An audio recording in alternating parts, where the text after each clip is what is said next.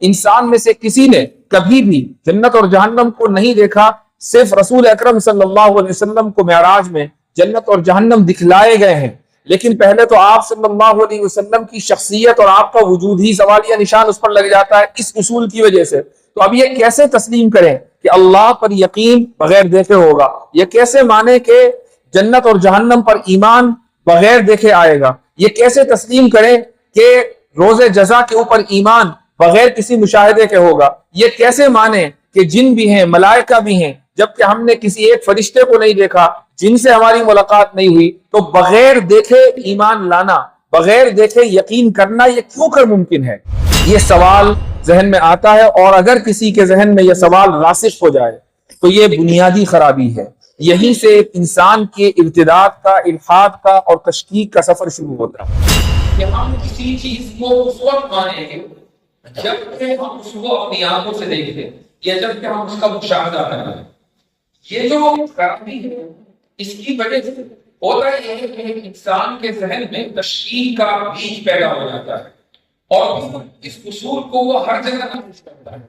وہ سوچتا ہے کہ میں اگر اس چیز کو بھی میں یقین کرتا ہوں، مسئلہ ہے مجھے یقین ہے کہ دہلی ایک شہر ہے، اس لیے کہ میں نے دہلی شہر دیکھا، مجھے یقین ہے کہ فلاں آدمی موجود ہے چونکہ فلاں آدمی سے میری ملاقات ہوئی ہے، مجھے یقین ہے کہ کناٹ پلیس بھی موجود ہے چونکہ کناٹ پلیس میں نے دیکھا ہے، وغیرہ وغیرہ۔ تو ہمارا مشاہدہ ہے، اور اس مشاہدے کی بنیاد پر ہم چیزوں کا یقین کرتے ہیں۔ تو آخر کیا وجہ ہے کہ اللہ کو ہم بغیر دیکھے مانتے ہیں، رسول اللہ صلی اللہ علیہ وسلم کو ہم نے نہیں دیکھا، ہمارا مشاہدہ نہیں ہے، اس کے باوجود ہم آپ صلی اللہ علیہ وسلم کے وجود کو تسلیم کرتے ہیں؟ کیا وجہ ہے کہ ہم جنت اور جہنم کو، انسان میں سے کسی نے کبھی بھی جنت اور جہنم کو نہیں دیکھا، صرف رسول اکرم صلی اللہ علیہ وسلم کو معراج میں جنت اور جہنم دکھلائے گئے ہیں، لیکن پہلے تو آپ صلی اللہ علیہ وسلم کی شخصیت اور آپ کا وجود ہی سوالیہ نشان اس پر لگ جاتا ہے اس اصول کی وجہ سے۔ تو اب یہ کیسے تسلیم کریں کہ اللہ پر یقین بغیر دیکھے ہوگا؟ یہ کیسے مانے کہ جنت اور جہنم پر ایمان بغیر دیکھے آئے گا؟ یہ کیسے تسلیم کریں کہ روز جزا کے اوپر ایمان بغیر کسی مشاہدے کے ہوگا؟ یہ کیسے مانے کہ جن بھی ہیں، ملائکہ بھی ہیں، جبکہ ہم نے کسی ایک فرشتے کو نہیں دیکھا، جن سے ہماری ملاقات نہیں ہوئی؟ تو بغیر دیکھے ایمان لانا، بغیر دیکھے یقین کرنا، یہ کیوں کر ممکن ہے؟ یہ سوال ذہن میں آتا ہے، اور اگر کسی کے ذہن میں یہ سوال راسخ ہو جائے تو یہ بنیادی خرابی ہے۔ یہیں سے ایک انسان کے ارتداد کا، الحاد کا اور تشکیک کا سفر شروع ہوتا ہے۔ حالانکہ دیکھنا یہ چاہیے کہ ہماری زندگی میں کتنی ہی ایسی چیزیں ہیں کہ جن کو آپ بغیر دیکھے مانتے ہیں، اور اس کے علاوہ کوئی مفر نہیں ہے، یعنی یہ ممکن نہیں ہے کہ آپ جب کسی چیز پر یقین کریں تو دیکھ کر ہی کریں، یہ ممکن نہیں ہے۔ بغیر دیکھے دسیوں بیسیوں چیزیں ہیں کہ جن پر ہم یقین کیے ہوئے ہیں، ایمان لائے ہوئے ہیں۔ مثال کے طور پر، ہم سب سے پہلی چیز کہ جس کو ہم مانتے ہیں وہ ہماری اپنی شخصیت ہے۔ اگر میں آپ سے پوچھوں کہ کیا آپ نے اپنے آپ کو کبھی دیکھا ہے، تو آپ سب یہ کہیں گے کہ بالکل دیکھا ہے۔ آئینے میں ہم اپنے آپ کو دیکھتے ہیں، حالانکہ یہ غلط ہے۔ آپ اپنے آپ کو نہیں دیکھتے ہیں، آپ اپنے جسم کو دیکھتے ہیں۔ جسم آپ نہیں ہیں، جسم آپ کی سواری ہے۔ آپ اس سواری کو تو دیکھتے ہیں، اس سواری کے مسافر کو نہیں دیکھتے۔ اس کو دیکھنا ممکن بھی نہیں ہے، لیکن اس کے وجود کے آپ قائل ہیں، اور اس لیے قائل ہیں چونکہ آپ خود سوچ رہے ہیں، سمجھ رہے ہیں، بات کر رہے ہیں۔ یہ اس بات کی دلیل ہے کہ آپ موجود ہیں۔ ایک بہت مشہور فلاسفر گزرا ہے، اس کا نام ہے کانٹ۔ وہ یہ کہتا ہے، اس کا انگریزی عبارت بہت مشہور ہے، مختلف زبانوں میں اس کا ترجمہ بھی ہوا ہے۔ وہ یہ کہتا ہے کہ I think therefore I am، یعنی میں سوچتا ہوں، یہ اس بات کی دلیل ہے کہ میں ہوں۔ اس کے ہونے کی دلیل یہ ہے کہ وہ سوچتا ہے، اور یہ بات صحیح بھی ہے۔ تو اب اس کا مطلب یہ ہوا کہ آپ نے جس شخص کو آئینے میں دیکھا، یا اگر آپ کسی دوست کو دیکھ رہے ہیں تو وہ دوست کو کی شخصیت نہیں ہے، وہ دوست کا نفس نہیں ہے، وہ آپ کا اپنا نفس نہیں ہے، وہ اس نفس کی سواری ہے جس کو آپ دیکھ رہے ہیں۔ اس کی دلیل یہ ہے کہ مثلا کسی کا اگر انتقال ہو جاتا ہے اور اس کی لاش کسی جگہ رکھی ہوئی ہو، تو آپ کیا کہتے ہیں کہ فلاں صاحب کی لاش پڑی ہے، یہ نہیں کہتے کہ فلاں صاحب پڑے ہیں، فلاں صاحب تو جا چکے. انتقال، انتقال کا معنی انتقال یعنی یہاں سے وہاں چلے گئے، اگلے عالم میں چلے گئے. اب یہ کہ بھئی لاش تو وہی رکھتی ہے، کدھر چلے گئے؟ چونکہ وہ ادھر جو تھے وہ بطور اس جسم کو بطور سواری کا استعمال کر رہے تھے، اب اس سواری کا مسافر کہیں اور چلا گیا، وہ سواری رہ گئی. جس طریقے سے آپ کسی گاڑی میں اگر کہیں آئے، میں بھی گاڑی میں آیا، تو آپ یہ نہیں کہیں گے کہ گاڑی کا نام مفتی یاسر ہے، بھائی وہ الگ ہے، مسافر الگ ہے اور گاڑی الگ ہے. ایسے ہی آپ کی شخصیت الگ ہے اور شخصیت جس جسم کی سواری کر رہی ہے وہ جسم الگ ہے. تو جب ہم اپنے آپ کے وجود کے قائل ہیں اور 1% بھی اس بات کے لیے تیار نہیں ہیں کہ اس میں شک کریں کہ ہم موجود ہیں یا نہیں، ہم یقین کے ساتھ کہہ سکتے ہیں کہ موجود ہیں جبکہ ہم اپنے آپ کو نہیں دیکھتے، تو ثابت ہوا کہ دنیا میں بہت سی چیزیں ایسی ہیں کہ جن کے اوپر بغیر دیکھے ایمان لایا جاتا ہے. یہ مسجد بنی ہے، آپ میں سے کچھ لوگوں نے اس مسجد کو بنتے ہوئے دیکھا ہوگا، اور ایک بڑی تعداد ہے کہ جو یہاں آئی مسجد انہوں نے بنی بنائی دیکھی. لیکن کیا یہ مسجد خود سے بن گئی؟ یہ ممکن نہیں ہے. اس کے پیچھے کچھ لوگوں کی پلاننگ ہوگی، کچھ لوگوں کے ارادے ہوں گے، پھر ایک انجینئر ہوگا، آرکیٹیکٹ ہوگا، کانٹریکٹر ہوگا، مزدور ہوں گے، مستری ہوں گے، یہ سارے کے سارے ہوں گے. اب آپ یہ کہیں کہ چونکہ یہ مسجد کو میں نے نہیں دیکھا کہ کوئی بنا رہا تھا، میں بنانے والے کو میں نہیں دیکھ سکا، لہٰذا بنانے والا نہیں، یہ کہنا غلط ہوگا. آپ نے مسجد کو دیکھا ہے تو اور اس کے بنانے والے کو نہیں دیکھا ہے، اس کے باوجود وہ بنانے والا موجود ہے، اگرچہ آپ نے نہ دیکھا ہو، اور آپ کو ماننا ہی پڑے گا کیونکہ آپ اس بات کو تسلیم کرتے ہیں کہ یہ مسجد خود سے خود نہیں بن سکتی. اور آگے بڑھیں، اب آپ سائنس کی دنیا میں آ جائیں. آپ نے ارتقاء کی جو کا نظریہ ہے اس کے بارے میں سنا ہوگا، نظریہ ارتقاء، جس کو انگریزی میں ایوولوشن کہا جاتا ہے. اور عام طور سے یہ سمجھا جاتا ہے کہ ایوولوشن کا مطلب یہ ہے کہ انسان کبھی بندر تھا. ہم مذاق میں تو کہہ دیتے ہیں، جب ہمارا مرتدوں سے ملحدوں سے واسطہ مطلب پڑتا ہے تو ہم ان سے کہہ دیتے ہیں بھائی تم بندر کے بچے ہو، ہم سے کیا بات کر رہے ہو. لیکن یہ حقیقت نہیں ہے. یعنی ایوولوشن نظریہ ارتقاء کے مطابق بھی یہ ماننا کہ انسان کبھی بندر تھا غلط ہے، بلکہ انسان ترقی کرتا کرتا ارتقاء کرتا کرتا یہاں تک پہنچا ہے. اس سے پہلے کیا تھا؟ اب میں جو الفاظ آپ کو سنانے جا رہا ہوں یہ الفاظ شاید آپ نے پہلی مرتبہ سن رہے ہو یا اس سے پہلے سنے ہو، تو ہو سکتا ہے کہ ذہن سے نکل گئے ہوں.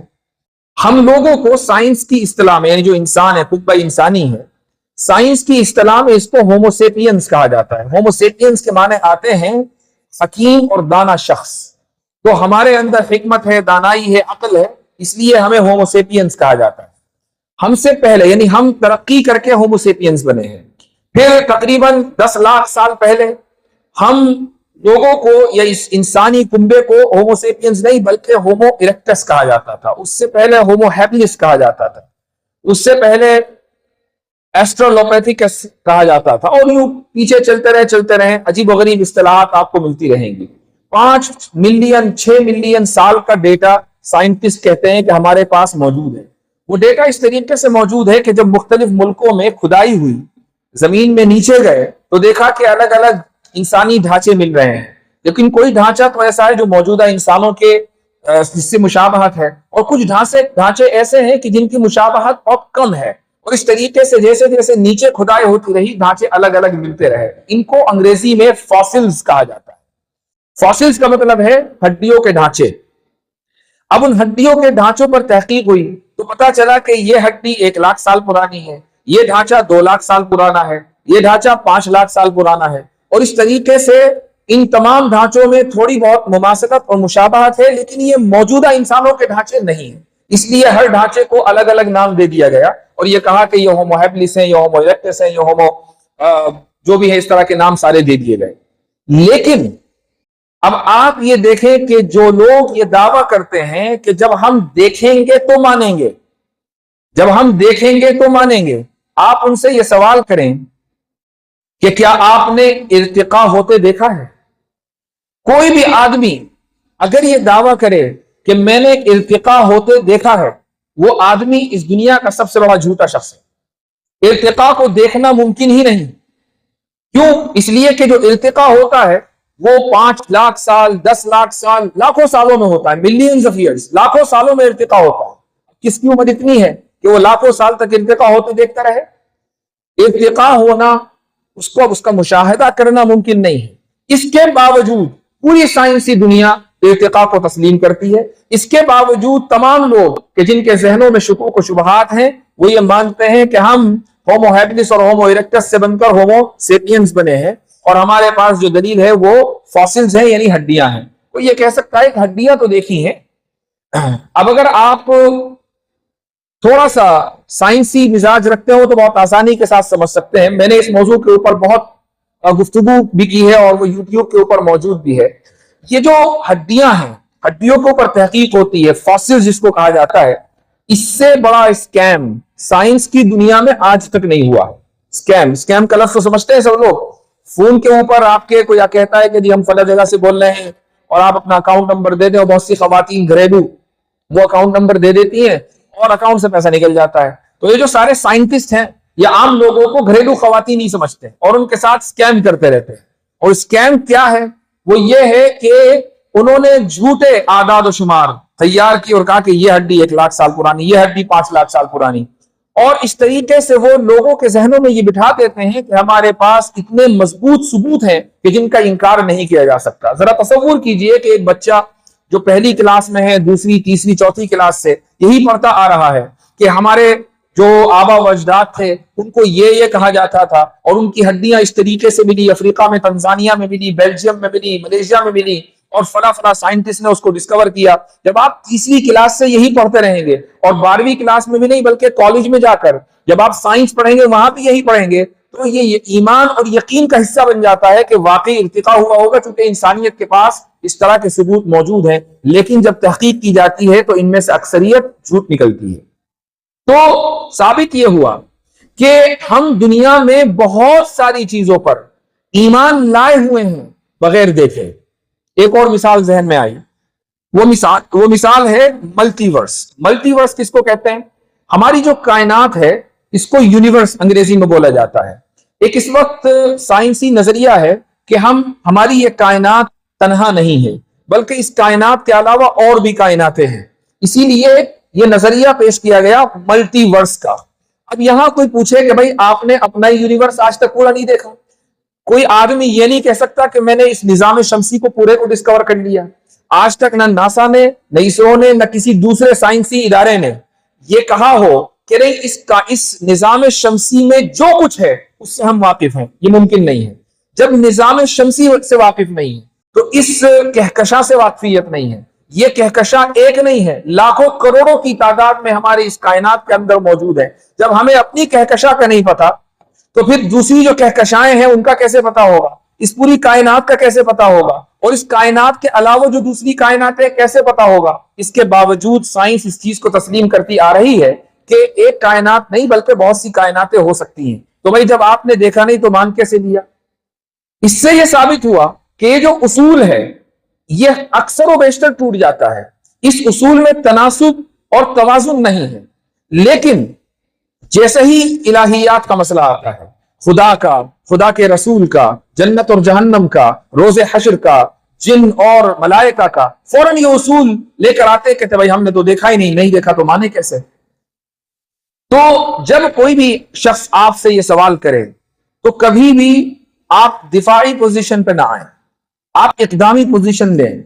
और इक़दामी पोजीशन का मतलब यह है कि बुनियादी तौर पर उससे ये सवाल करें कि अगर तुम्हारा ये उसूल है कि तुम उसी चीज को तस्लीम करोगे जिसको देखोगे, तो ये उसूल तुम दिन में 10 मरतबा तोड़ते हो, तो पहले तुम इस उसूल को साबित करो, फिर हम जवाब देने के पाबंद हैं।